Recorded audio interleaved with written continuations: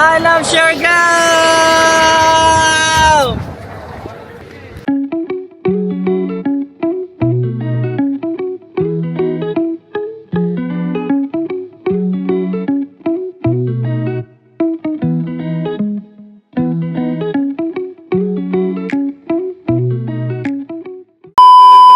So for today's video guys, we're actually going to Siargao with our family.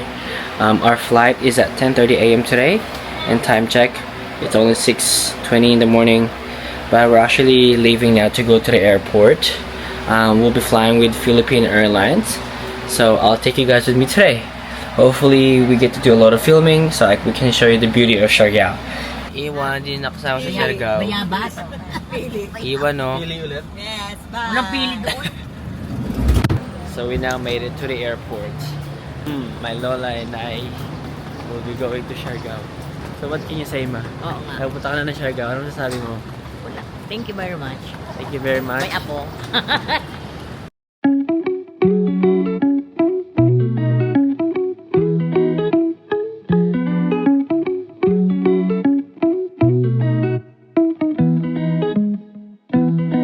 Hey guys, we're now on the bus.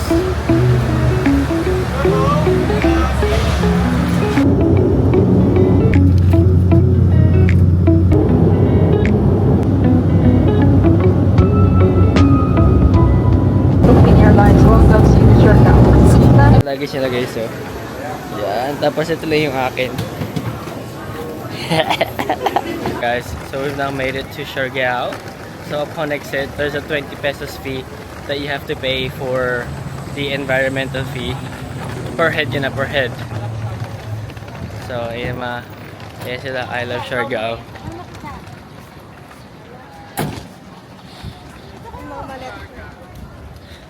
Wow!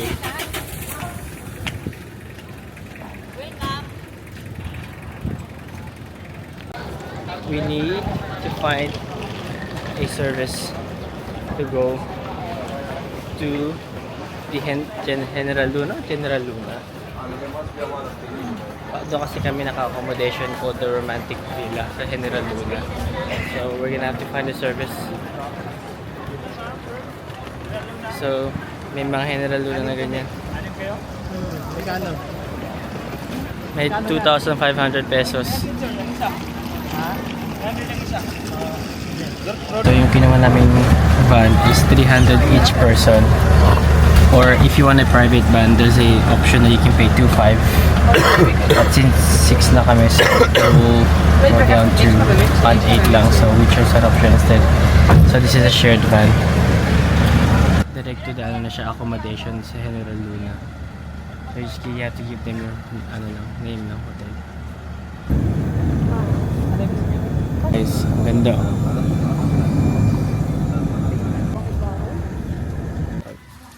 Guys, we've now arrived at our hotel for the next few days. So we're staying at the Romantic Beach Village, guys.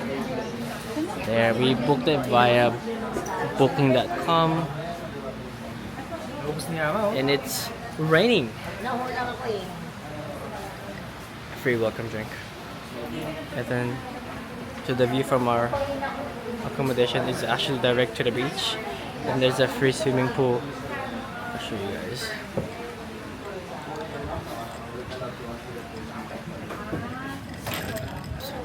So there's a direct access to the beach there, and there's a swimming pool. Ito yung room namin for the week. Yan. As soon as you enter,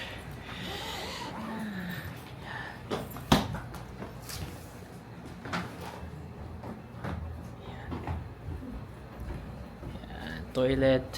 Good evening. Good morning. Yeah, the toilet is clean. And then there's upstairs. So 4 people can sleep here on the 2nd floor. There. I'd say this accommodation is actually pretty nice. There. Salamat. Pretty nice. Kumain ka ma? Mr. Papila ka na ba? Ha? We'll be going out to go for a walk and have a bit of a lunch. Yeah. So later we'll be going to do a bit of swimming. Everyday breakfast pa dito? Free breakfast. Tatlo lang daw. Yeah. Ito yung mga motor. Oh. So ito yung motor na pwedeng ma-rent. For 2 hours naman. Yeah. So later I'll be renting a motor para we can walk around and roam around the General Luna. Ayoko ba dyan? May linta dyan eh. Lola ko na naman, beast mode na naman yung lola ko.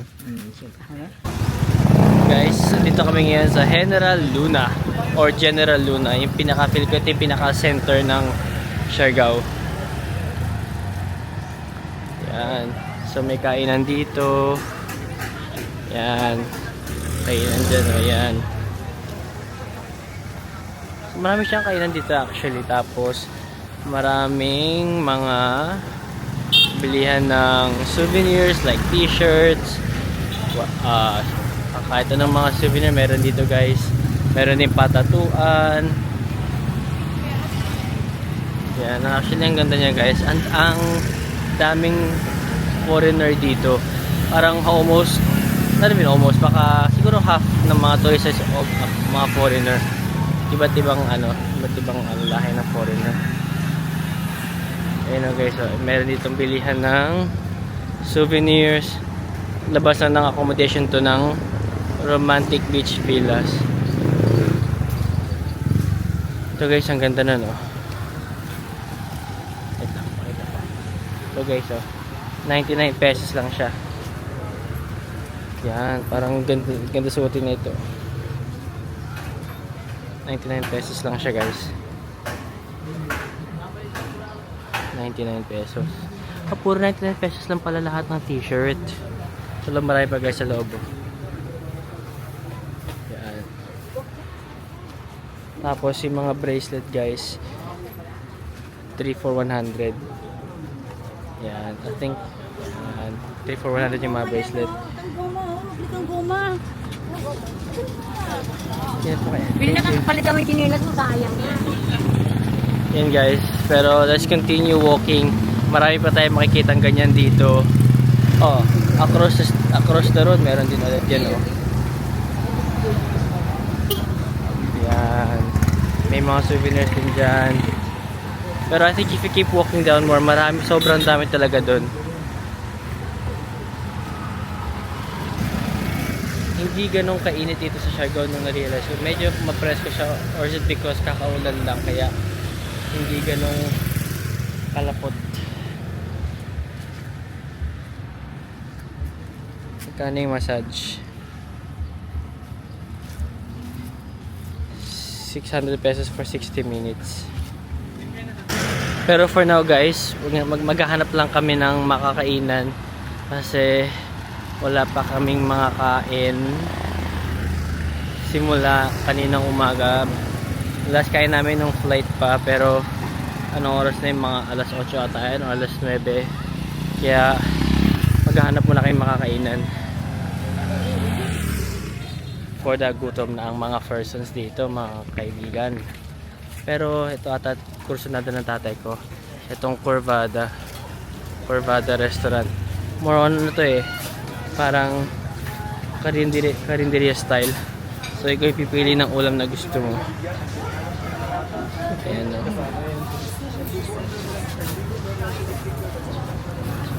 Ayan. Parang ang sarap ng fried calamari guys. Tsaka spicy eggplant. What?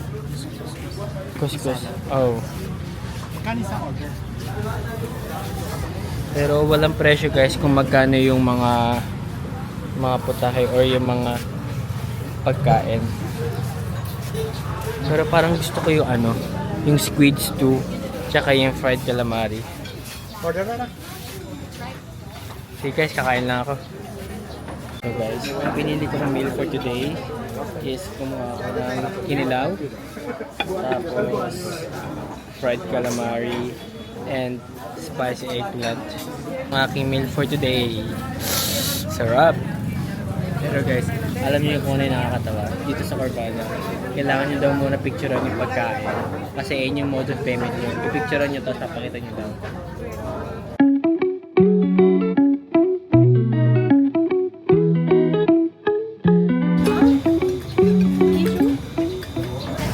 So guys, we just finished eating.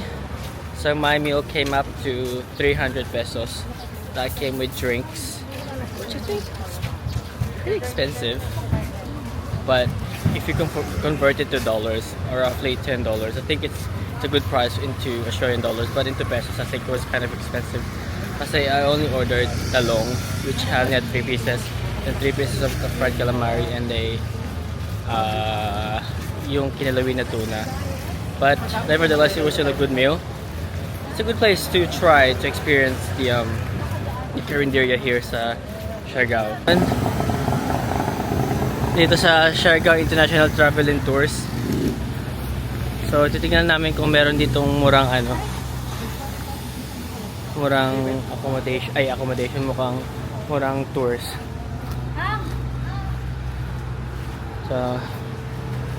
So looking for kami for a island hopping actually. Okay, so for the island hopping, we have here the Tri Island. Pacific lang po ito. So the main spot of this tour are Naked, Daco, and Guyam. That's why we call it Tri. And then we have here the side trip, and it's possible to stop by there if hindi po malakas yung current. Okay, it's 1,500 per person. It's a group rate or a joiner's rate, and everything is included. Like, we will pick you up and drop you off from your accommodation and from the tour. Local tour guide, all in dresses, boat rental, tourism fee, tsaka yung budol fight for lunch is also included. Basically, wala na kayong babayaran. Kakatapos lang namin mag-book ng island hopping namin for tomorrow. So yung napili naming activity sa Tri Island, nakalimutan ko yung mga name ng Tri Island, pero i-book namin siya ng 16,000 pesos for private tour na siya. Private kami, so sarili lang namin yung bangka and whatsoever. Pero meron ding option naman guys na 1,500 per head, included ang lunch doon. Kung after kayo, kung dalawa lang naman kayo, pwede na kayo mag-joiners, which is 1,500 each person. Included na yung 3 beach and may free lunch na din kayo. Guys, naglalakad-lakad lang ako. Naghahanap ako ng ng marerentahan na motor. Although meron naman sa accommodation, they are offering 400 pesos for 24 hours siya. The Fazia one yung hinahanap ko. Pero kailangan namin mag-wait ng 15 minutes para mag-order sa third party nila. Yung 400 pesos din guys, good for 24 hours na yon. Pero I suggest na i-maximize nyo yung 24 hours kasi like tomorrow meron kaming meron kaming island hopping, so hindi ko siya magagamit sa morning. Parang nawala yung rest of the tomorrow kasi hapon na kayo matatapos sa island hopping namin. Pero okay pa rin kasi meron kaming parang service for tonight if you want to walk around or browse around the General Luna. So guys, ito na.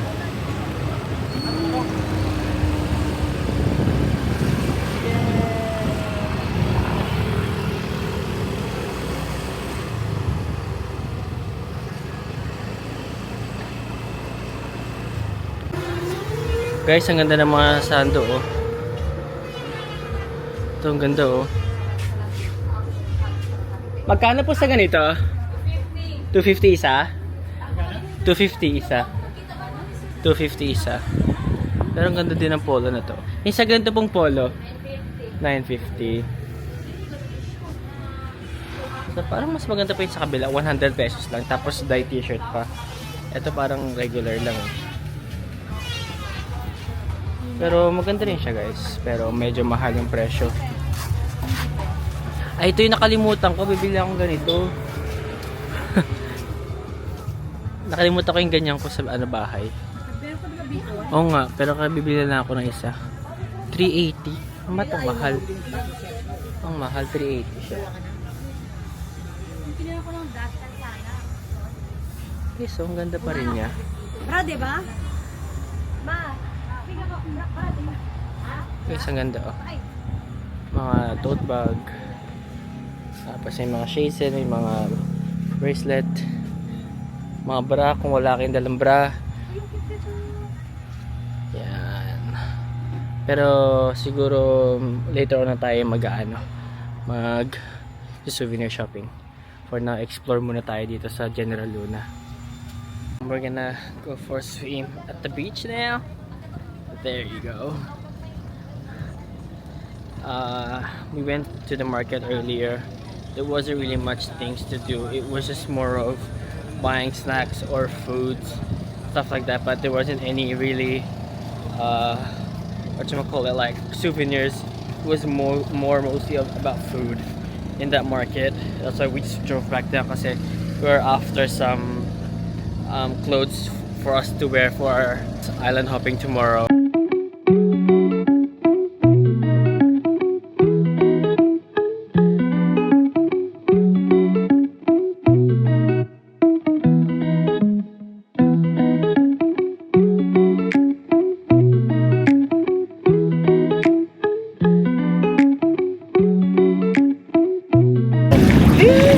Then the water is nice and warm.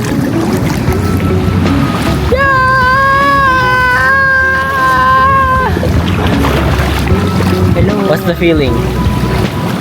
Okay lang. Nice. Very nice. Very nice. Lalo bukas yung yung Naked Island.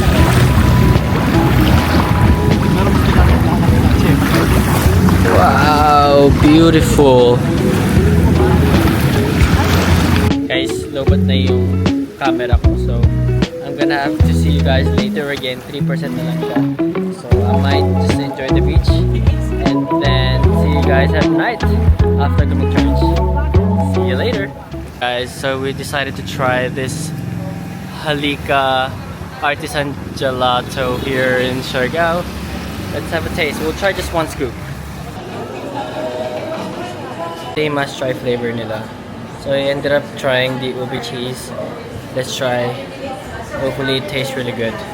That's maybe sour. Yeah, ubi cheese. Yeah. Hopefully it's good. So I'm just trying the Siargao flavor. A basic one, just powder. Yeah, one more. Okay. Okay. Last one, Kuya. Can I try the ubi cheese?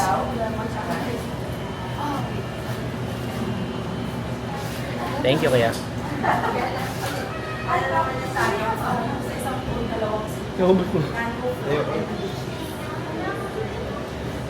Yeah, guys, ito yung ubi cheese.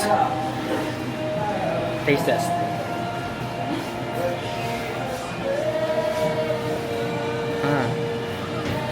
It's really good.